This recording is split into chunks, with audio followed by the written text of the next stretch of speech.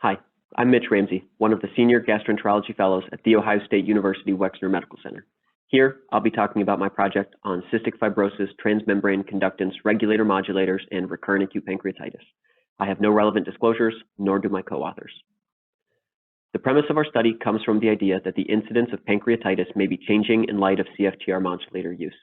Classically, it is held that patients with pancreas sufficient CF develop acute pancreatitis, whereas patients with pancreas insufficient CF do not.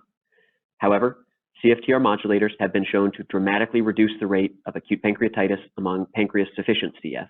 In contrast, several case reports have described pancreatitis among subjects with long-standing pancreas insufficiency. We asked, do patients with CF have a reduction in pancreatitis admissions with CFTR modulator use? To answer the study question, we used a large national database called MarketScan, years 2012 to 2017, available through IBM. This dataset provides an opportunity sampling of inpatient and outpatient claims through specific insurance companies who participate in the dataset. Our primary outcome was incidence of hospitalizations for pancreatitis on and off CFTR modulators.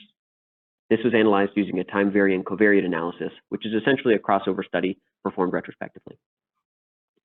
Patient characteristics are seen here. I would draw your attention to the bottom rows showing the total patient years included in the study, which summed to more than 25,000. Approximately 2% of pancreas deficient patients experienced at least one admission for acute pancreatitis, compared to less than 1% of pancreas insufficient patients. Among pancreas deficient CF, there were 131 distinct pancreatitis admissions among 58 patients. Of these, only 2 occurred while on CFTR modulators. Thus, the rate ratio for pancreatitis was 0.36, indicating a 64% reduction of acute pancreatitis admissions during CFTR modulator therapy. After adjusting for significant covariates, the adjusted rate ratio is 0.34, indicating a 66% reduction in pancreatitis hospitalizations while on modulator therapy.